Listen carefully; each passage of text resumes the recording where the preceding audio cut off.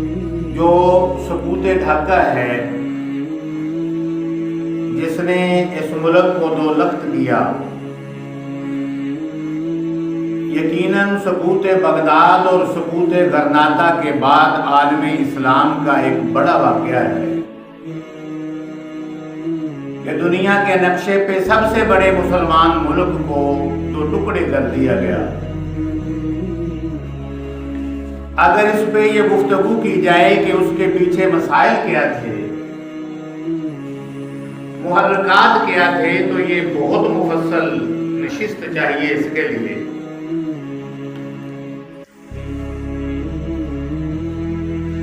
جب مکتی بہانی جو ہندوستان کی پشت پہ عوامی لیگ اور مجیب نے بنائی تھی، جب اس نے مسلح جتھے بنا کر اور مولانا باشانی کی جماعت نے مسلح جتھے بنا کر بنگال میں ان بنگالیوں کا بھی قتل عام کیا جو متحدہ پاکستان کے حمایتی تھے،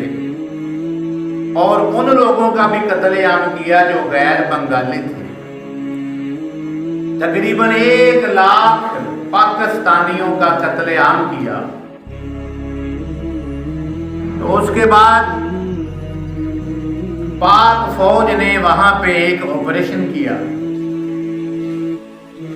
جس آپریشن کے خلاف بہت زیادہ پروپیگنڈا ہوا، وقتی طور پر خاموشی بھی ہوئی۔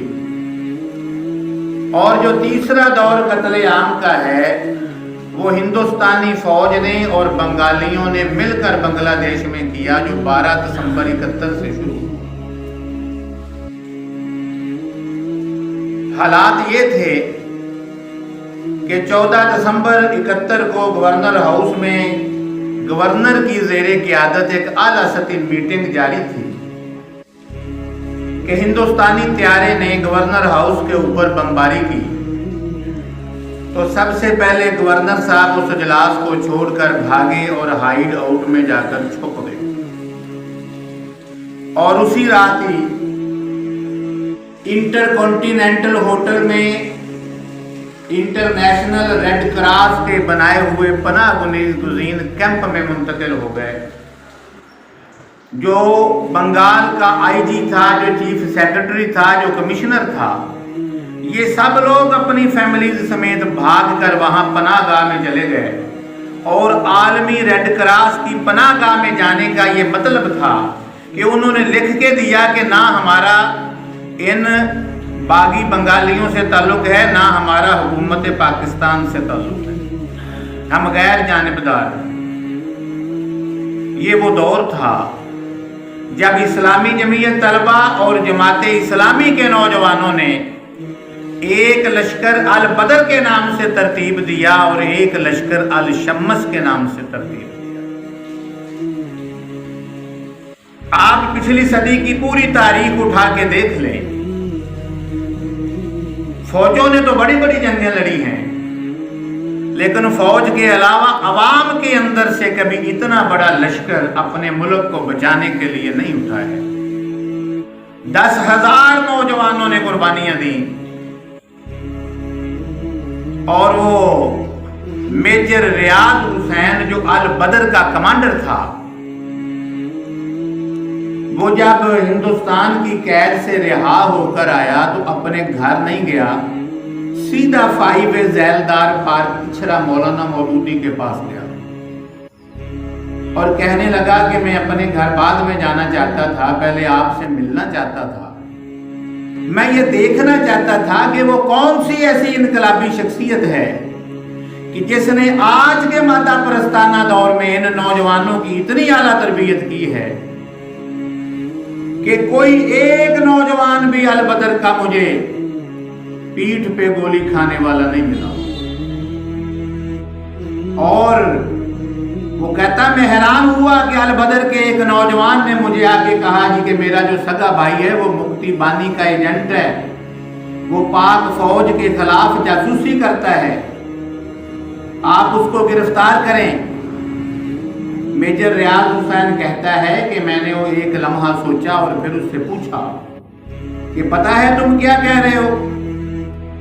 तुम्हारे इस बात के नतीजे में तुम्हारा भाई गिरफ्तार होगा और फिर उसको शूट कर दिया जाएगा। तो अल बदर का नौजवान कहता है जो मुल्क का गद्दार हो वो मेरा भाई नहीं। कमांडर मुकर्रम जो चटागांग का कमांडर था कहता है कि 16 दिसंबर को जब मैंने अल बदर के लोगों को बताया